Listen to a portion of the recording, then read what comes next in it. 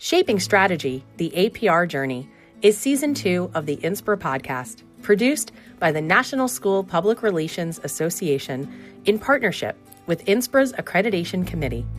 Released during APR Month in 2026, this limited series explores every stage of the APR journey, from what to consider before starting to how accreditation shapes professional practice and what it reveals about growth, strategy, and the profession. I'm your host, Christina Baumgartner, APR. On today's episode, Do I Have to Take the Test? We will hear more about the APR exam, and we'll also speak to a school counselor who will provide advice about overcoming test anxiety. Jessica McCartney serves as the Director of Communications for Enumclaw School District in Washington State and President of the Washington School Public Relations Association. She holds her accreditation in public relations and is a strong advocate for strategic communication in public education. Inspired by her own APR journey, she created an AI-powered APR study guide to support candidates in applying the RPI framework and preparing for the APR exam. Hi, Jessica. Thanks so much for joining me today. Hi, thanks so much for having me. I'm so excited to hear about your exam experience, and we're going to get a little bit into your process that you use to actually study for the exam. But I'm wondering if you can just start by taking me through a little bit of what your exam experience was like. Sure. I think, I'm sure you've heard this already through this series, but it can feel overwhelming, and it can feel like a big mountain to climb. And so I was anxious about that and not knowing exactly, what happens on the exam. There's a little bit of mystery around it. I had taken proctored exams in the past, through my former role as an EMT, before I got into education. There's a similar process for a national EMT certification. And so I was kind of familiar with how the test is done and how something is proctored online. But as far as the content, I was really looking to understand what that would look like, and then how do I best study for this type of exam. So I was really looking to mentors and my study buddy and participating in the APR cohort to kind of get a better picture of what to expect, and reading the tips and the content that's in the study guide to help prepare. And I think that was helpful, to get a good place to start as far as how to prepare for the exam. And then the exam itself, you have a lot of time, you think, right? They give you the time frame, and it feels like a lot of time for that number of questions. But the nature of the questions and how the questions are posed, for me personally, I felt like I used up all of that time to really make sure that I was reading those questions and understanding what they were asking or what they were testing me on, to be able to answer them. So I didn't anticipate using the full time, but I did use the full time. And there's nothing wrong with that. It does seem like so much time until you sit in the room and you're actually looking the questions in the face, and you realize Yeah. that sometimes that time goes by very quickly if you haven't thought about your strategy for how you're going to tackle it. Yes, yeah, you blink a little bit, but and also I think it felt like it went by really fast for me because I was just really, engaged in the questions and thinking through how to answer those questions. So I think when your brain is really busy, processing those things and applying strategy, it goes by faster. And I think that you had a pretty unique way of studying for the exam, in addition to the traditional way that I've heard from most people, that they looked at the study guide and they did the cohort and they read some of the books. You actually created your own AI powered study system. Can you tell us a little bit more about that? Yeah. At the time that I was pursuing my APR, AI was kind of one of those topics that was just starting to become a regular topic at seminar and at our chapters conferences. And people were really starting to talk about the use of AI. I was fortunate to have been able to listen to, some wonderful speakers like Rebecca Boltzma, and start to dip a toe in AI. And personally, for myself, I'm an ongoing learner, so I'm always interested in some new, technology or things that are going to impact the way that I do my day and conduct the work. And so I was intrigued by AI, and had just kind of learned about how to customize AI. We all kind of get presented AI Mm-hmm. with default settings, and kind of your first blush is to really just dive in and start using it as is. And I was learning that you could really customize it to fit a need. And at the time of pursuing my APR, I have two young boys, right? So I had a full-time job as Mm-hmm. director for my district, and at one and a half person shop. We had a part-time records person, but really, as far as the communications, full-time, day to day. And so I needed to be really strategic and thoughtful about how I was going to plan my studying and the timeline for me to be able to get my APR. And so I was like, how can AI help me out here, in really making sure that I'm optimizing the time that I have to put towards studying and understanding the content.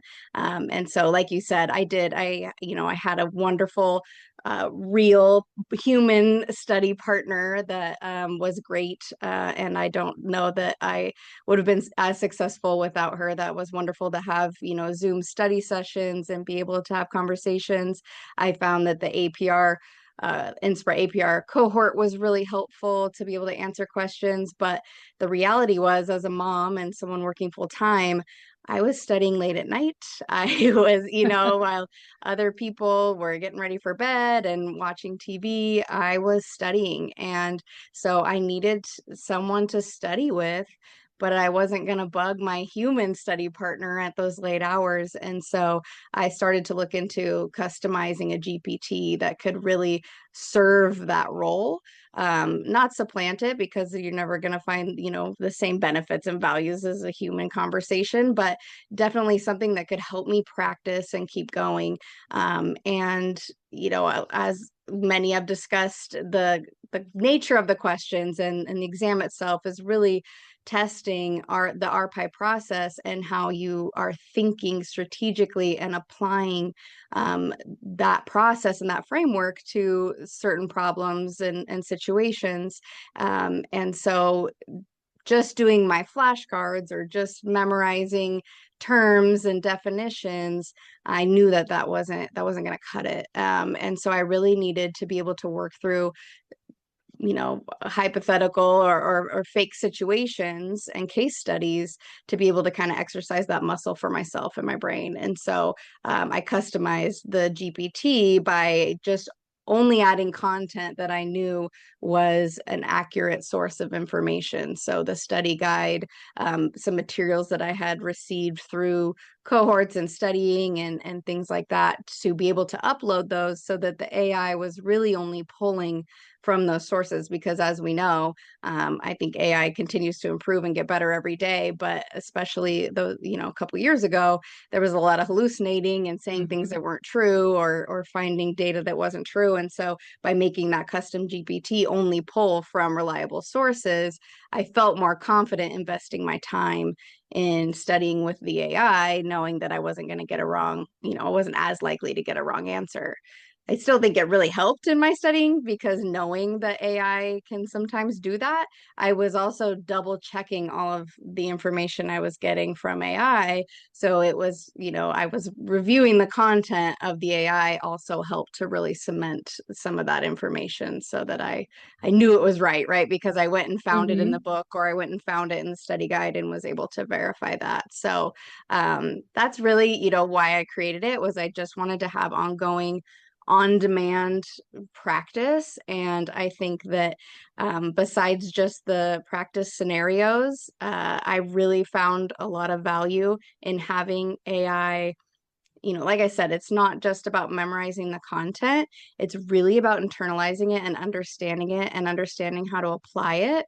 And for some of the areas like, theories and models, if it gets explained to you in one way, or there's one diagram, in the text to help explain something, for people who learn in all types of ways, that doesn't always land right as well. Mm-hmm. And so I found AI was really helpful if I was not really feeling like it was clicking, the content wasn't clicking with me. I could ask AI to explain it in a different way, or draw me a picture or make an infographic to help explain this, and really I started to see more ways that it was explained, and it really became internalized knowledge that then I could apply for the exam. So I actually scored really well on the models and theories portion of the exam, which I think when I started out was probably one of my weakest areas.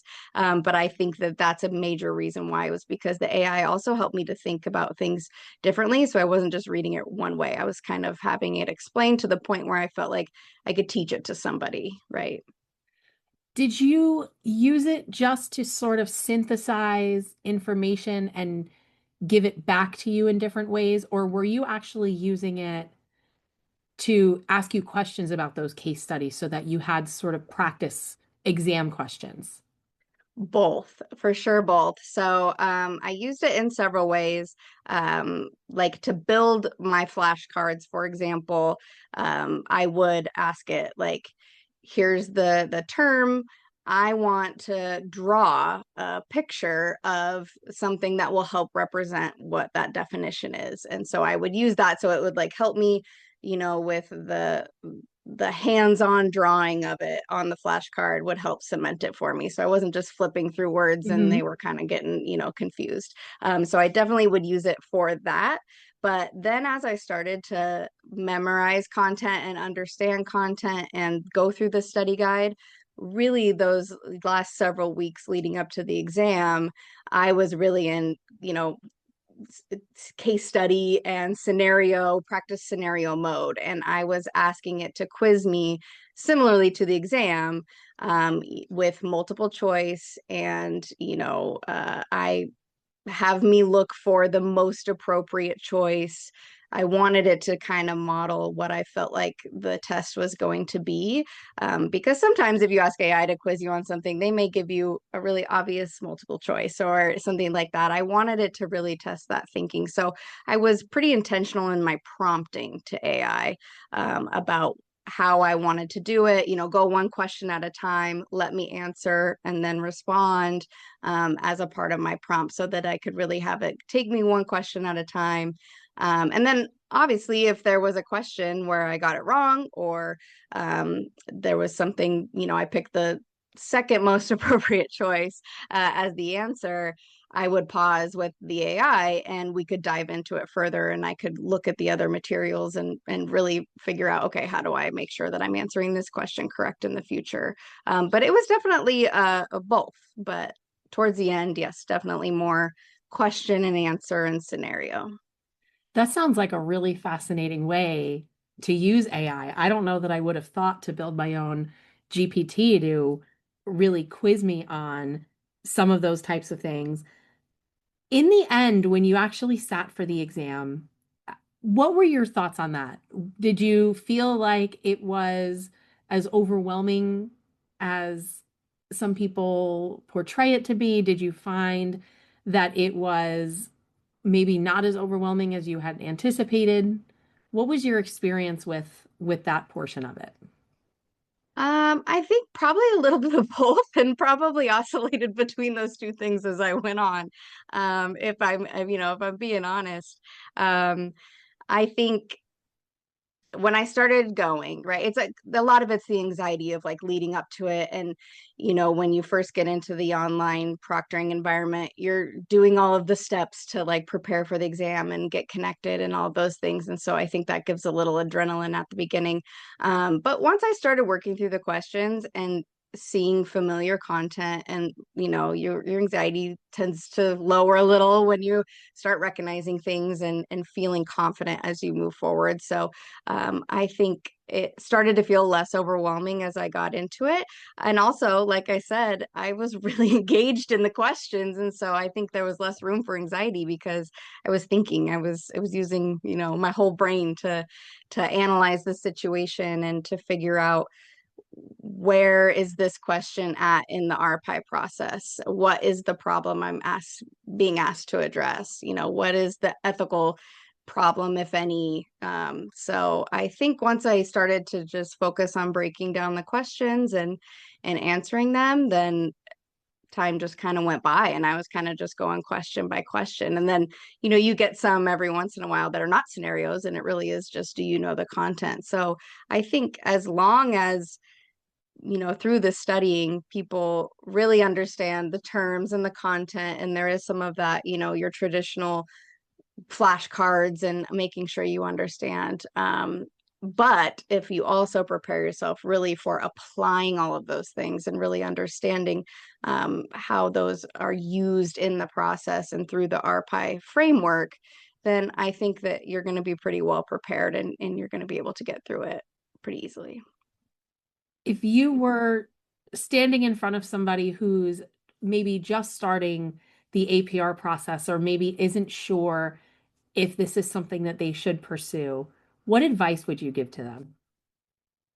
I think my advice would be, and it's a little bit of the advice given to me, as I had really smart people in my life and mentors nudging me for the process. There's not going to be a better time or a slower time, to just take that leap and to start doing. There's always, especially in this, as a school PR professional, something's always coming up, and it's always feels like a busy time. But I think if you give yourself the appropriate runway to make sure that you're doing all the studying, I found that I was already really doing a lot of it. And that's one of the reasons why I chose APR, when considering, do I go back for my master's, or am I, going to focus on the APR right now? And I chose APR because it's just so relevant to the work. And so for the panel presentation, it was already a project that I had done, and I was working on. And so I think if you can just be really intentional about blocking out that time, giving yourself the appropriate runway to study, it actually helps your work as you go through the process. And you find that as you're studying, I'm taking that to work the next day and I'm applying that, RPI process, or I'm applying strategic communications in my day to day. So my advice would be to start as soon as possible, because then you can start to receive the benefits of the APR process. I think the process itself taught me so much, not, alongside the content. Well, Jessica, thank you so much for joining us today. I really appreciate your time and coming on here to share your experience with our listeners. Yes, thank you so much for letting me share. Next, let's learn more about study groups. Mandy LeCompte is the Director of Communications at Highline Public Schools. She joined Highline in 2017 as a communications manager and has led communication plans for district-wide initiatives with a focus on strategic communication, crisis response, and equity-centered work. The National School Public Relations Association named Mandy a 35 under 35 Next Generation Leader in 2022. She earned her accreditation in public relations in 2023. Hi, Mandy. Thanks so much for joining me. It's so nice to be here. Thank you for having me. Of course. I thought we could start with you giving our listeners a little bit of an idea of what the exam process was like for you. Did you take it? Were you part of the group that took it when we still went in person for it? Did you take it electronically? What was your whole process like? Yeah, so I will say that I was on the APR journey for years. I remember when I applied and interviewed for my position in this district, I remember saying in the interview, very genuinely, APR is on my my future path of what I would like to do next in my career. And then, I got pregnant a couple times. There was COVID, and it was always something that I knew I wanted to do. And I would dip in and out of it in terms of seriousness and kind of setting up processes. I bought the book, I bought more books, I lost the book, I bought the book again. So by the time I actually got around to taking the test and actually getting my APR, we were in the virtual environment where you're doing your panel online and you're taking the test online, which I liked. I appreciated kind of having like some comforts around and not being in kind of a, a room with awful lighting. But that's kind of when I took it. I think I got it in 2023. Okay. So what I heard you say is that it was a process that took you some time. And I think that's something that I have heard from so many people who have the APR is that it took some time. I'm curious, was there, as you were going through this and it was taking you a little bit of time to get to the point where you were taking the exam, were there things that you were doing to prep that you felt really helped you? Were you, I know you mentioned the books, but in addition to the books, were you doing any study groups or anything else that really helped you along the way? Yeah, I think, by the time I really buckled down, got serious, and kind of eventually took the test and got my APR, what set me up for success at that point was study groups. I had taken, and I kind of like did it in a variety of ways. So I did join that online class, which I'm sure you probably know off the top of your head, but and that kind of helped me um, have a sequence for studying. Um, Ultimately, what really helped me was a smaller study group with some people from my SPRA and a partner, or I call her my accountability buddy, to kind of really do some more kind of intensive work together. There's lots of different ways to do study groups, and I think it's going to be different for everybody and kind of how your brain is wired and what works for you. But for me, having that really small study group, I think there's maybe 5 of us.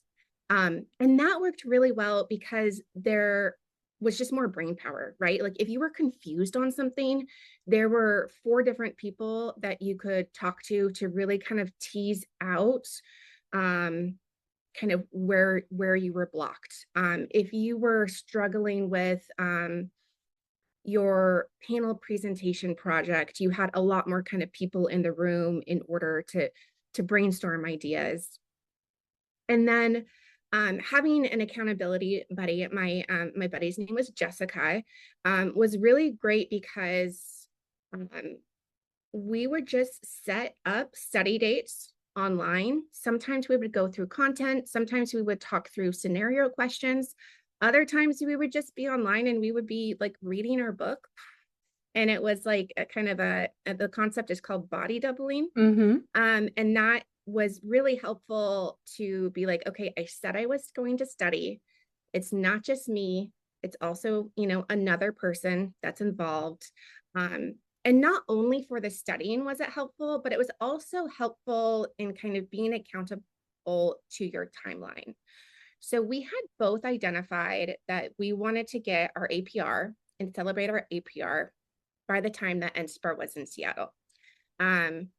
If you're kind of familiar with NSPRA, our WASPRA did a lot of campaigning in order to get NSPRA to Seattle, and it was a really big celebration for everybody in our community. Yeah. And so we wanted to be able to celebrate with all of our people together because we would just be able to have more of our people there. So we really set that date, and it was a concrete date. NSPRA's not coming to Seattle anytime soon again. Hopefully they will, but no promises. And we worked back from there. So with that deadline in mind, when do I need to have the exam? When do I need to do my panel presentation? And then what do I need to do to be set up for success from there?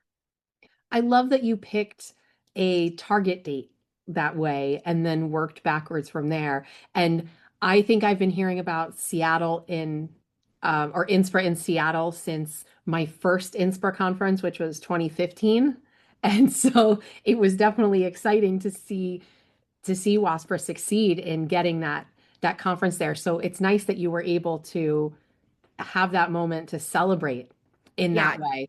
use the And momentum for kind of personal goals as well. yes. And I'm curious, I know you said that there are different ways to set up study groups and different ways that they can function. Was there a way in particular that your study group operated in terms of how often you met, or did you have assignments in mind by the time you met that you were all going to read a certain number of pages, or you were all going to look at the same case studies, things like that maybe helped you be successful within that structure?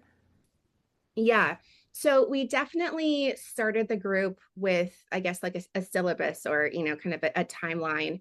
Um, the APR study guide is like Bible, and it like has everything, maybe not everything, but it has the majority of what you need to know. And if not the majority, or if not everything, it points you to where to go. Hmm. So that can be used as a really good guide of kind of figuring out what to focus on when, and maybe even some sequencing. Um, in addition to the study guide, I would identify one, maybe two of the recommended texts as well, and decide on that as a group about what one you're going to pick. Um, and then how we ran it was a little bit of a teach back group. So somebody would, prepare a presentation and share on, the history of PR or ethics. And so there was accountability to that person to really like feel like they knew their stuff. And then another person would be designated as someone to figure out a scenario question. And that is one really strong way in order to really test your strategic knowledge of the process. So you would do a little bit of a section of teaching. So as a teacher, the best way to learn is to teach. And then you would also have some discussion time as a group to really go through what you just learned and heard and really talk through it in a scenario way. You can hear how other people think through it. And that was really beneficial. That sounds like a really impactful way to use a study group, because it almost sounds like you created your own cohort where you were working through the material in a similar way to the way that you might do it in an online study course. Absolutely. And I think some of us may have also taken that online study course and they did it in a similar way, which, deeply inspired kind of our process and concept. And then, there was really kind of content focused study groups. And then there was just like, okay, like guys, like what are we thinking about for timeline? Like, how can we support you guys getting ready in next steps? Both myself and my accountability partner did like a practice panel. So, talking through like strategies to like, how do you set up that practice panel? Or how to find a mentor, or thinking through your panel presentation. I Mhm. know I really stressed for a long time when I was kind of going through this process about, okay, I need to have the perfect project to present in my panel. And you you can spend a lot of time kind of like turning your gears trying to figure out what the perfect one is. And so really having a group that can kind of really step back and help you really identify the work that you've already been doing Mhm. and just how to present it and what to think about when you're putting that together. I love that, having that sort of team behind you to help support and almost be cheerleaders in addition to study buddies that can help you through that process. I'm curious, if there was anything or there was a moment where you just knew you were ready to take the exam. Yeah. So I think that was part of my problem of how long it took me to get my APR is that I really felt like I needed to be a master. I felt like I needed to know the textbook cover to cover. I felt like I needed to have really deep and profound understanding of these concepts. And then you kind of sit back and you're like, wait, I don't even need 100% to pass this test. Like, I don't need to be a master. I just need to um, understand it enough. So when I was able to sit back and say, you know what, I know this stuff, like I have colleagues with APR and I'm able to have robust conversations with them on practice and strategy.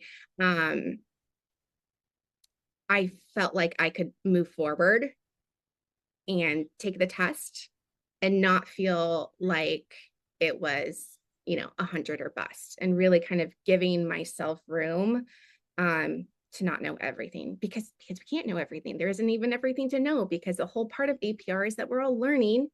Um, so I think that realization for me really helped me figure out that I was ready to take the next step, even though I felt like there was still more to learn. I love that. I think that's really great advice, especially for people who maybe have some test anxiety, is that understanding of you don't have to have every single piece of knowledge in your head, that, having just enough of an understanding sometimes can be enough. Because I know for me personally, I struggled with trying to memorize all of the names of some of the different theories or some of the history, Yeah, right? Because if you're looking up those things outside of the test environment, you're going to have something that you can reference and be able to look it up. So I think that's so encouraging for people to hear that you don't have to have a perfect memorization of every single thing that's in the textbook. absolutely. Yeah. And I don't remember what the passing like grade or rate is Hmm. on the test. But I think like you could technically fail all of like PR history and like as long as you did good on other things, I think you would still pass them. I'd have to, look back and Hmm. reference that. But there is a lot of flexibility for for growth after. And another thing I did was because I really wanted to have my APR by that one date, I built in my timeline the possibility of failure. So if I didn't pass my test, if I didn't pass my panel, I kind of knew what the waiting period was in terms of when I could take it again.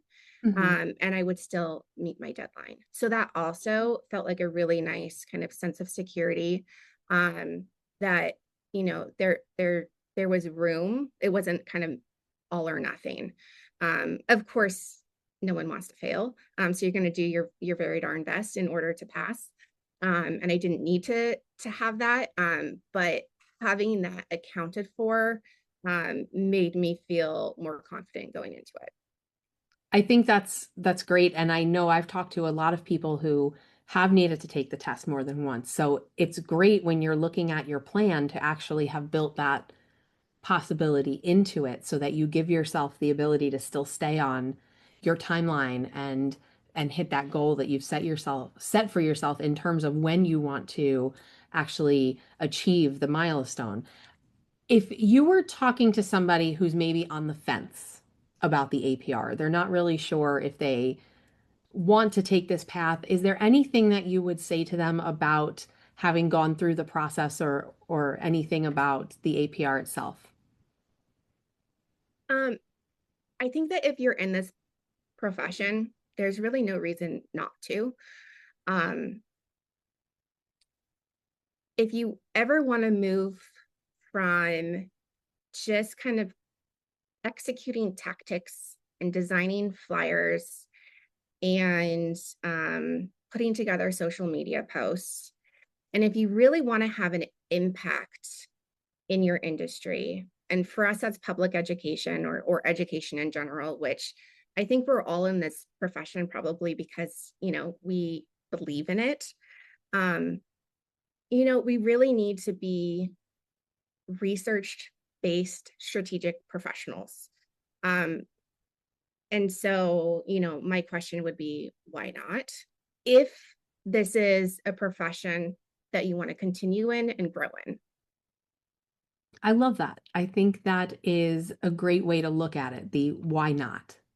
So I want to thank you for joining me today to talk a little bit about what your test prep looked like and to share your experience with study groups. I think it's going to be valuable for a lot of our listeners who are maybe thinking right now about how they can get ready and go through this process.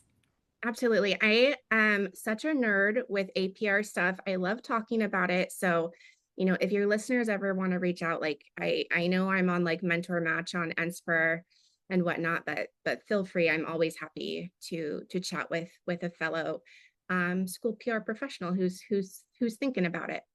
That's excellent. And I hope that a lot of our listeners will take you up on that and have those conversations with you. So thank you so much, Mandy. Thank you. Next, let's learn more about some strategies that you can use to help overcome test anxiety. Rachel Reeves Hagelin is the lead secondary counselor for Belton School District number 124, as well as the MTSS lead for her high school. She has been in education for 30 years. She loves working with students individually, going into classrooms to do mental health minutes every 2 weeks, and doing small student groups on stress relief, academic success, grieving, helping new students acclimate, and more. Rachel loves to learn and keep updated with evidence-based interventions and utilize them to help students academically and emotionally. She is the School Counselor of the Year for the state of Missouri for 2023-2024.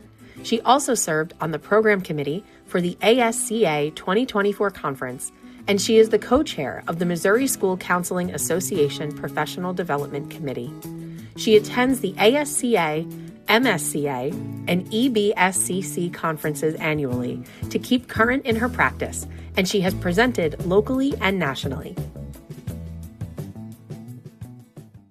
Hi, Rachel. Thank you so much for joining us today.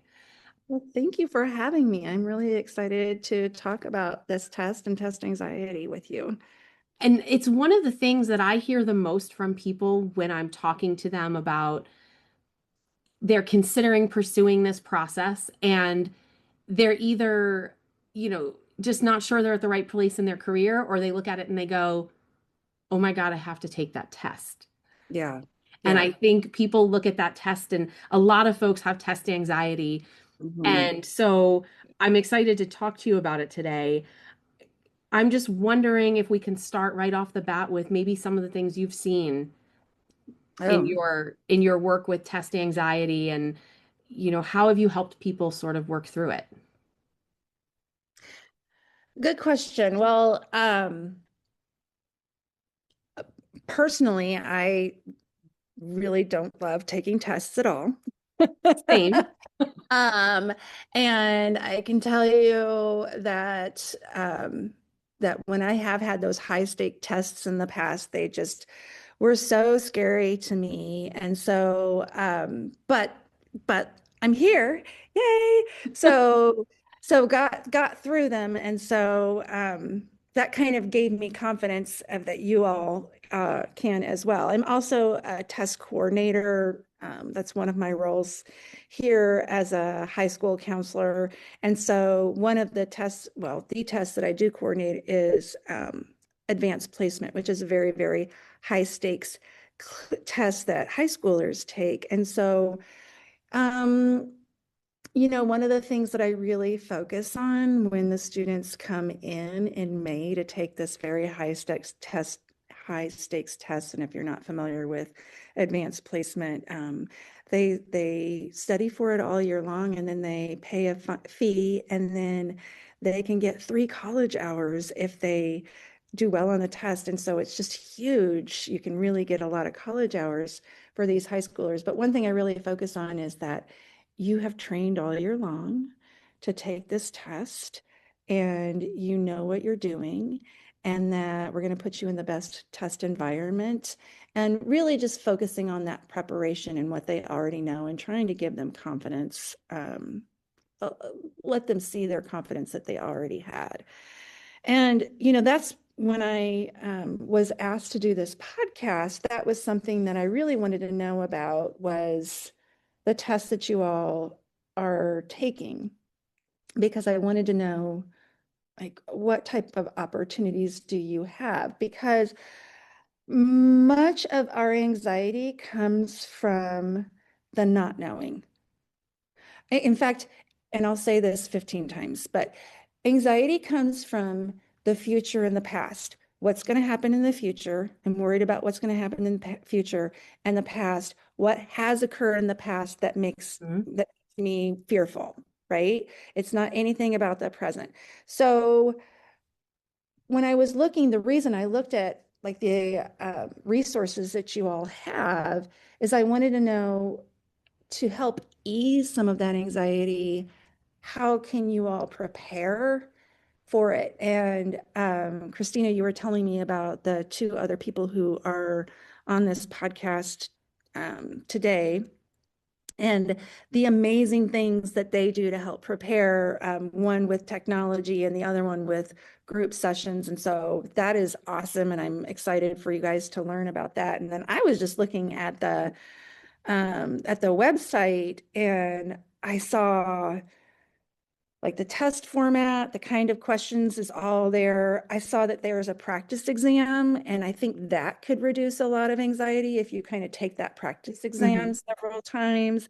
I also saw that there's a mentor, like that you can hire a mentor, and then that, like working with that mentor, that can reduce the anxiety again. Just coaching yourself up to take the exam.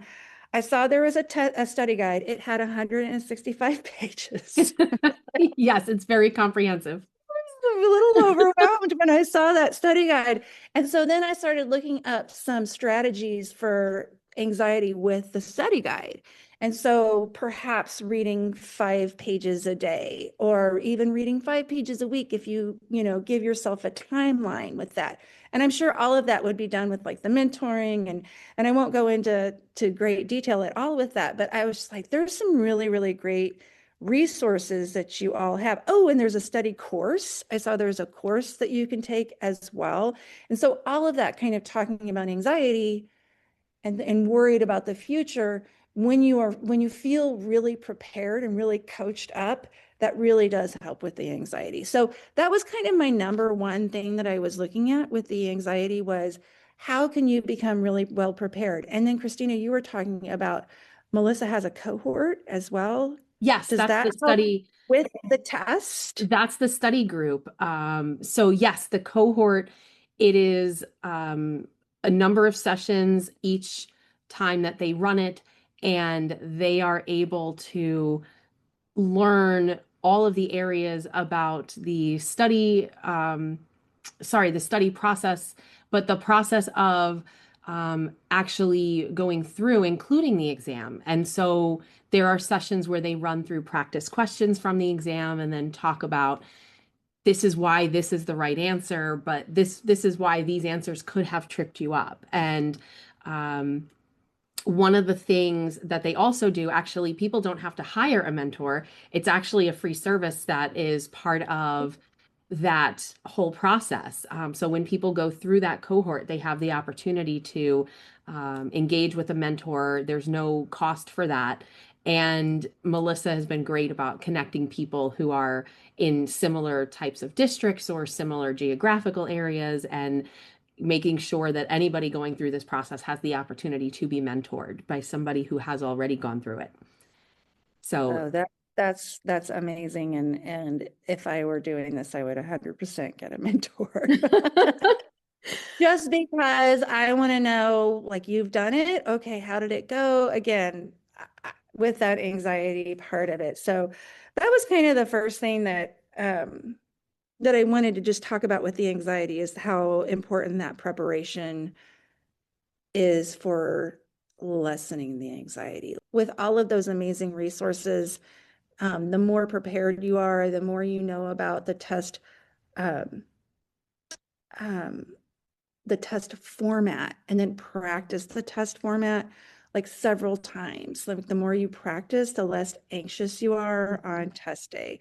And then the more you talk with people, the more you feel confident with content, then your anxiety goes down. I'm not saying like, oh, you have no anxiety at all, because that's not true at all necessarily, but it does lessen the anxiety. Oh, there was something else with that. Oh, okay, we're going to talk about positive self-talk here in a minute. And one of the things I wanted to know from you, Christina, is can you take the test more than once? And you were just telling me some people take it twice. You were talking about somebody who took it, what, 7 times, I think. Yep. And I love that because that also, I think, helps with the anxiety. I thought I was ready, but maybe I need coaching up some more. That's okay. I can take it again. Maybe I need coaching up some more.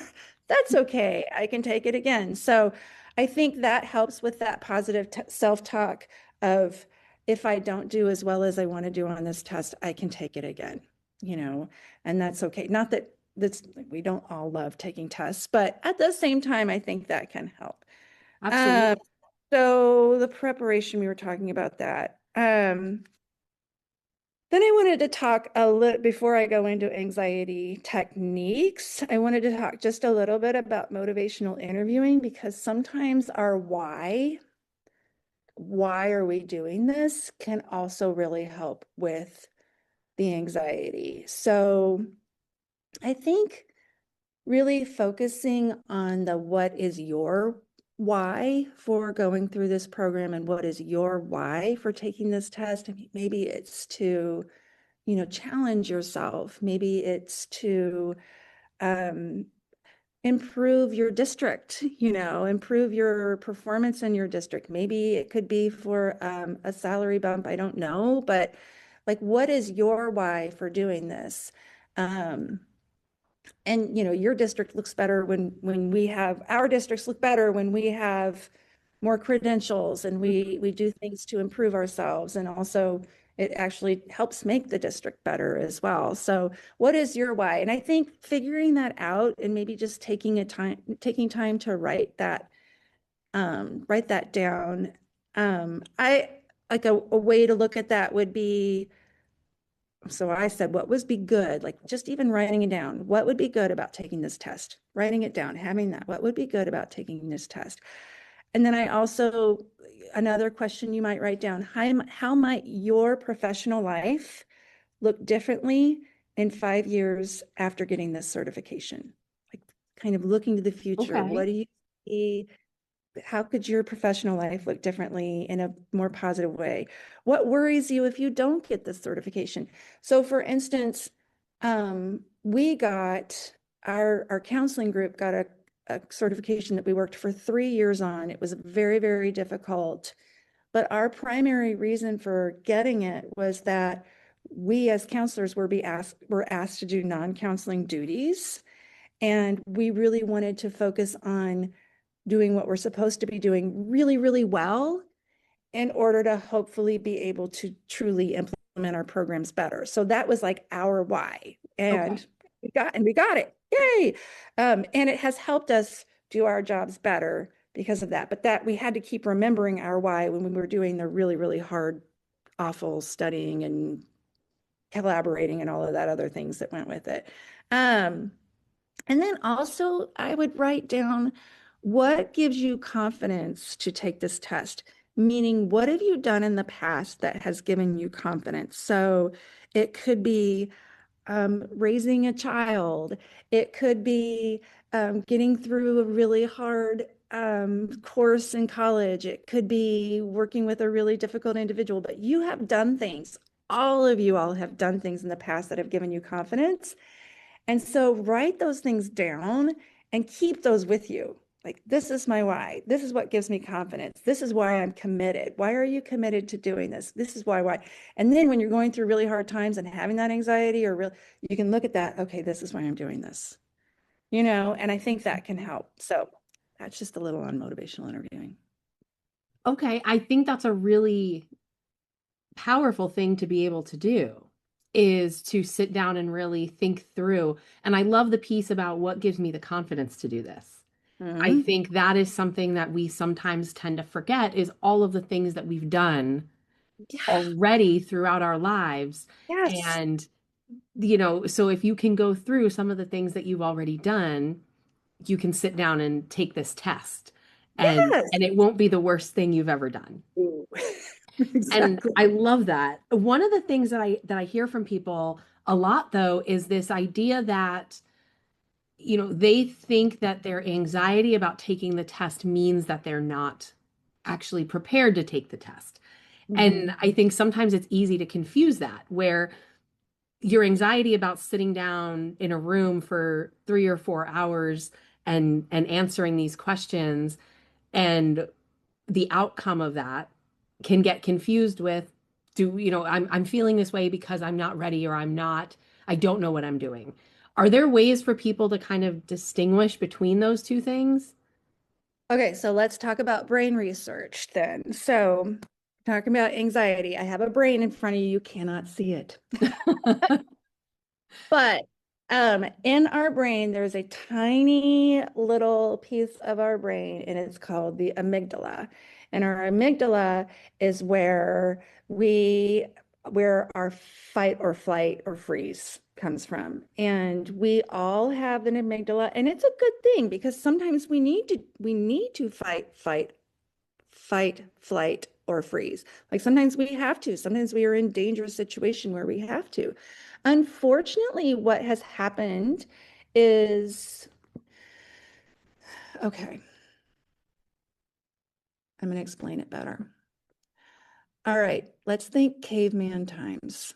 Okay, in caveman times, you're walking down the path and a saber-toothed tiger comes at you, and our amygdala goes into action. I have to run if I can from the saber-toothed tiger. I have to hide from the saber-toothed tiger. Maybe if I freeze, the saber-toothed tiger won't see me. These are things that we have to do in caveman times because Mhm. otherwise we will get eaten by the saber-toothed tiger. Then, so we run from the saber-toothed tiger. Saber-toothed tiger doesn't get us. And then what we do is we go into our cave and we relax and we recover. Thank goodness the saber-toothed tiger did not get us, right? And our brain goes from the amygdala and it goes into our frontal lobe and we are okay again. Mhm. What happens with anxiety is we get in that the saber-toothed tiger is going to get us and we forget how to get back into that we're not being chased by the saber-toothed tiger anymore. So that's what happens with anxiety. We forget that we need to get back into that frontal lobe and relax in our cave. Does this make sense? It does. This is Okay, actually good. fascinating. Okay. I've never heard anxiety explained this way before. So what we do is we get confused. Nowadays, there aren't saber-toothed tigers, and we get confused that we are being about to be mauled. And it really does feel that way. Like it's true. It truly does feel that way that we are about to be mauled. And we get into that fight or flight or freeze anxiety phase, and we don't know how to get back into that frontal lobe. So your question was, even when people are super prepared, they think that their anxiety kind of takes over. And you're Mhm. right, it does. So the strategies that I'm going to give are designed to get us out of our amygdala and back into our frontal lobe again. Okay. Now, some of them are going to work for some people, some of them aren't going to work. We are all human beings. And so we look at things very differently. We feel things differently. We've all been through different things. And so maybe a lot of these things might work for you, and then some of them won't. I also like if your anxiety, like if your amygdala is on like fire all the time and you're not in therapy, perhaps a therapist could really be helpful as well. I know I see a therapist and it's fabulous. And so sometimes like figuring out why you're in that amygdala Yes, can really, I yeah, also preach therapy as a fantastic resource Yes, I'm not saying, sometimes people are like, Rachel, you say everybody needs to go to therapy. And that's not a bad thing. But like if the strategies aren't working and you try and it's not, then that might be just something to think about. Okay. I mentioned before that anxiety is regarding the future, anxiety is regarding the past. Okay. Did I mention it before? Did I talk to You you did. about it? Yes. Okay. Yep. Okay. So anxiety is the future, anxiety is the past. What's going to happen in the future? Oh no, this is going to happen in the future. Oh no, this is going to happen in the past. So one way to get back into our frontal lobe is to get into the present. So getting into the present gets us out of our amygdala. So there's many different ways to get into our present. So one strategy that you could use is figuring out what you're doing right now. First words that I always use is I'm safe and I'm sitting. I'm safe and I'm sitting. What am I doing right now? I'm sitting, I'm safe. I have my hand on the table. I'm talking to Christina. I'm safe sitting, talking to Christina. I have sat probably, I don't know, since 4 months. So I'm a good sitter. I'm talking. I have been talking forever. I'm a very good talker. I might not always make sense, but I can talk. And I'm sitting. I'm safe sitting, talking to Christina. So like just what are you doing right now? So perhaps you're sitting at the test, you have your computer open. I'm safe sitting, typing. I'm typing. I'm a good typer. I've been typing since high school. So safe sitting, typing. So really just focus on what are you doing right now. That takes the anxiety out of, oh my gosh, what's going to happen at the next? I don't know this, da da da da. I'm safe sitting, typing. Same thing can be happening like if you're going to a stressful meeting, that type of thing. I'm safe walking, safe opening the door, safe in the room. So just what am I doing at that exact moment? And that is just something that you can do. So that's one strategy. Another strategy that kind of goes along those same lines is labeling. So labeling is, I talked about anxiety being in the past, anxiety being in the future. So labeling is whenever you think of an anxious thought. So I was telling Christina, I have a webinar that I'm doing tomorrow by myself, which I'm still nervous about. So a webinar tomorrow by myself. So I would say, so I think about that webinar, thinking future unpleasant. Or maybe I think about the ACT that I took in high school and I didn't like taking the ACT, thinking past unpleasant. Or maybe, and this could be about, I'm going to go back up to my office here in a bit and see students thinking future neutral. Like, I don't know what it's going to be like with that. Okay. So kind of putting them into boxes. Yes. Are you thinking about the future or the past? So thinking, I'm thinking about the future or the past. Then you label it thinking future, and then you say pleasant, unpleasant, neutral. Thinking past, pleasant, unpleasant, neutral. Thinking future, pleasant, unpleasant, neutral. Thinking past. And so it's whatever you're thinking about. If I'm thinking about my kid who's home sick and wasn't feeling good in the middle of the night last night, thinking past, unpleasant. So it labels it. It takes it from the inside going, oh no, my kid was sick in the middle of the night last night and I'm so worried about my kid, to labeling it, which is true. You can think about your kid. I'm not saying that's bad to do. Instead, labeling it thinking past unpleasant. And it just kind of puts a different, and it puts you back where you're at right now. Oh, I was thinking about the past and that was unpleasant. Oh, I'm thinking about the future and that's unpleasant. And then I start to notice patterns. Wow, I think about the future a lot and it's always unpleasant, and then it just kind of, again, just brings you back into that frontal lobe, because when I start thinking about my kid being sick in the middle of the night, my amygdala gets going. But say thinking past unpleasant, it puts me in my frontal lobe again. So that's another strategy. That's amazing. Isn't it? That one I use every day. I'm taking notes as we were talking.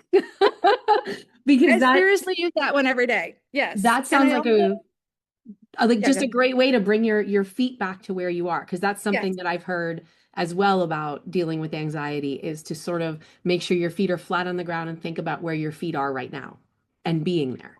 Love that one. Grounded. My feet are on the floor. The floor is holding me. I love that. This chair is holding me. It is supporting me. The ground is holding me. It is supporting me. I am safe right now. Mm-hmm. I love that. Okay. We talked about that. So if you catastrophize about the test, as many of us do. So first you can say thinking future unpleasant, and then you can also say, okay, like if you're like, this is horrible, this is going to be terrible, you can reframe. So reframing is another thing that we do a lot. So reframing, instead of this is going to be horrible, well, you can imagine what it would look like in a couple of weeks. I think what does it take, 2 weeks to get your score back? It takes a little bit of time. It might be a little bit quicker now, but it takes a little bit of time. Although it does give you an unofficial result as soon as you submit cool. it. So It you gives can you an just unofficial. imagine what that score looks like as a passing score. Just imagine it. Just take a deep breath. Okay, well, that score looks like a passing score. Again, it's just kind of reframing that the score is going to be a failing to, hey, this score could also be a passing score. I have prepared for this, kind of going back to that positive self-talk. I have prepared to that. Going back to the very first thing we were talking about in this conversation, I did get a mentor. I did take the practice test 3 times. I did work with study groups. I did go over the 165-page study guide, bit by bit. I know this, like really using that positive self-talk. And then also going back to that motivation. I have been through hard things. I have the confidence to do this because of, and then looking at your motivation page, because of this, and this, So there's positive self-talk. So that's another strategy. Using that positive self-talk, I can take this test again. I can take this test 7 times. I can take this test 100 times, like Mhm. I can do this, So using that positive self-talk. And I'm giving this sheet of paper to Christina as well, or this Google Doc to Christina, so she's going to share it out with you all as well if you're interested. There are some meditations that you can do before the test. I do Headspace every day. It's like 5 minutes. I like it better when I do more than 5 minutes, but that's where I'm at with my timing right now. Like Headspace or Calm are great things where it really helps you with that being in the present, really helps you with quieting your mind too. And I gave 2 examples of meditations to listen to before you take the test. So there's 2 examples on there that had a lot of good feedback on YouTube. So you're welcome to use that. That's another strategy. Box breathing is another strategy, and that's another one that gets you from your amygdala to your frontal lobe. So box breathing is something that Navy SEALs use to when they're in very stressful situation. It's something that EMT workers use when they're in very stressful situations. It's something that police officers use. So it's something when you're in kind of when your amygdala thinks you're in danger, which that's where that anxiety is, your amygdala thinks you're in danger. It's something that box breathing helps you bring you back into that frontal lobe. So basically what it is you inhale for 4 counts, hold it for 4 counts, exhale for 4 counts, hold it for 4 counts. So that they call it box breathing because it's 4, 4, 4, 4. Try it out. Like, don't just try it on the test. Like, try it maybe now, try it at different times, because some people box breathing really does kind of bring you back in, and then other people it makes them faint. So that would not be a good thing to find out right before you walk in to do the test. So do this. Like a lot of, like I said, box breathing is an evidence-based strategy that works for a lot of people. For me, I'm much more of a breathe in through your nose, deep breath, breathe out through your mouth, deep exhale, maybe twice or 3 times. And that really gets me back into my frontal lobe again. So everybody's different on that.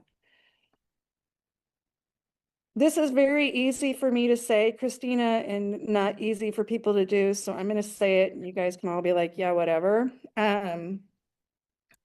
Research shows that every human being, every human being needs 7 to 9 hours of sleep a night. Okay. If you're not getting 7 to 9 hours, I know, Christina's laughing. I know if you're not getting 7 to 9 hours of sleep every night, you're not getting enough sleep. So there's so much research about 7 to 9. Now, some people, if you get more than 7, that's too much. And some people, if you get less than 9, it's not enough. So everybody's different, but everybody needs 7 to 9. So I have a whole other lesson on that, which I would love to share information about at a different time, but finding ways to get that, and that really helps our brain functioning. That really helps, because when we don't get that sleep, again, it really activates our amygdala some more and brings on that anxiety, as well as other mental health issues, as well as thinking clearly, as well as just like physical health issues as well. All right, I'm done with that. Okay. I think so far these have been really great strategies for our listeners. And what I love about them is that they are all things that you can do and practice leading up to the test, but they're also things that you can do when you're sitting in your chair in the middle of the test and you have that rush of anxiety. You can try that box breathing, or you can sit and say, I'm sitting, I'm safe, I'm taking the test. It's something that is, you don't have to get up and move around to do it, which you're not allowed to do during the exam. These are things that you can do in your seat while you're in the middle of it if you get that rush. So I think that's really great. I think it's a lot of very practical advice that our listeners can implement while they're getting ready to take the exam. And even, if they're beyond taking the exam, if we have listeners who already have their accreditation or who decide this isn't for us, I think these techniques are very valuable for all of us as we go throughout our day. Good. I've got a couple more if you want them. Sure. Okay. Food. Do you have to take it at a certain time of day, Christina? They schedule, so you schedule when you want to take the exam, and now they take it actually. When I took it back in 2019, I had to go to a testing center and actually take it in person. Now it's all on the computer, and so they can sort of choose where they're going to take it, and they schedule that on their timeline. So just remembering to fuel your body with what works for you. So this is one that's going to sound counterproductive, but really also helps with me and some people as well. So this is called leaning in to the anxiety. So leaning into the anxiety is, again, it feels like I should not be doing this, but here's the deal. When you have a really, really strong emotion, whether it be sadness or anger or anxiety, if you lean into it and say, wow, I really feel that emotion, the worst of that emotion usually lasts no longer than 3 minutes. And we can get through anything in 3 minutes. So for instance, I do have anxiety, and it happens throughout the day all the time. But like at my worst, it was on a plane. And so, but also I'll give examples of being on a plane. So when I'm on a plane and my anxiety, and I feel my anxiety like here, like right underneath my throat to like my stomach. Okay. Like that's where I really feel my anxiety. And so what I'll do when I'm really feeling it is, oh, anxiety is coming on. Oh, it's bad. Oh, my chest hurts, my throat hurts, my stomach hurts. I feel nauseous. Anxiety, anxiety, anxiety, anxiety. I hate anxiety, anxiety, anxiety sucks. I hate anxiety. This is awful. I hate anxiety. This is awful. Anxiety, anxiety. I hate it. I hate it. I hate it. Anxiety. And it's amazing. It goes away. Now, does it come back? Yes. Mm-hmm. But I have that strategy that I use again. Oh, it's back. Okay, I feel it back in my chest again. My chest is hurting again. I hate it when my chest hurts. Anxiety, anxiety, anxiety. And you notice I say the word over and over again because it takes the power away from it. Anxiety, anxiety, anxiety. I hate this. This hurts. This is awful. This is horrible. I hate this anxiety. But then it goes away again. And so I know that sounds counterproductive, but honestly, just like leaning into it, I'm really feeling the anxiety. For some people, really, really helps. And knowing that, hey, I can get it. And usually it's not 3 minutes, but knowing that I can get through anything in 3 minutes, because sometimes I'm going to do all the things. I'm going to do the breathing. I'm going to do I'm sitting and I'm safe. I'm going to do thinking future unpleasant, and it's still feeling. And then that way, then I'm just going to, all right, fine. I'm feeling anxiety. Yeah. It's here. It's bad. I And don't like it. I've heard that before. There's actually a podcast that I listen to regularly, and the host has a lot of social anxiety. And he has talked about how that was one of the things that really helped him, was leaning into it. And he would get a lot of anxiety at the grocery store if he was waiting in line, or at a restaurant having dinner with his friends. And so initially he was trying to avoid it. Yes. And he would do everything he could to ignore the fact that he was having anxiety. And he said when he really started to turn the corner on being able to manage it was when he would acknowledge out loud to the people he was having dinner with, "I'm sorry, I'm really feeling anxiety right now." Good for And him. that it was what you just said, that by acknowledging it and by talking about it, instead of trying to suppress it and hide it, it actually helped him work through it. So it's really interesting to hear you talk about it that way, because that's, I think something he kind of just came to after years of dealing with this. And so it's really interesting to hear you talk about it that way. Yeah, the way that I say it to my students is, if you keep, like he did, pushing it away, and I'm fine. My husband and I joke, because when something is awful, oftentimes he and I would both go, "It's fine." It's not, it was horrible.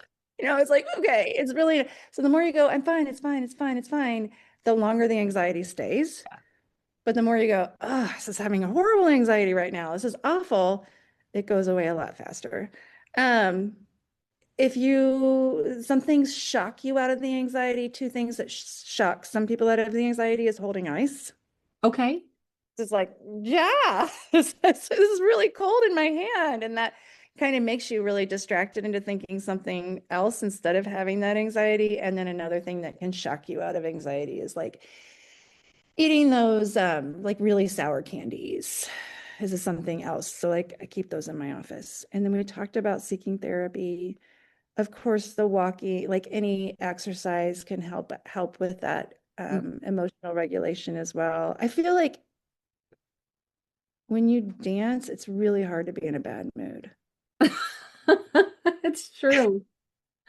It's true. I dance all the time. My family is always like, "Stop, stop, mom," or they'll come in the kitchen, they'll be like, "Oh no." But it's like, if you're dancing, it's really hard to be in a bad mood. Yeah. So that too. I think the other thing I had is brain dumping before the test. And brain dumping is just taking all of those anxious thoughts, putting them on a piece of paper, for like 3 or 4 minutes, just writing all of those anxious thoughts. And then it gets it from here. And I'm pointing to my chest right now, from here to on the paper. And it just takes it away from like inside. And again, it gets you back in that frontal lobe. I think that's all. I think that's amazing. And what I love is we've given people some strategies for things they can do leading up to it. And then, like I said, things you can do while you're actually sitting in that chair, facing those questions. And Rachel, I want to thank you so much for joining us and for sharing all of these strategies and all of this advice with our listeners. I know there are going to be a lot of people who are really going to benefit from what you've shared today. So thank you so much. Well, you're welcome. Shaping Strategy, the APR Journey, is a limited series podcast from the National School Public Relations Association, produced in partnership with INSPRA's Accreditation Committee. Be sure to visit inspra.org for more information about accreditation in public relations, membership information, professional development resources, and more.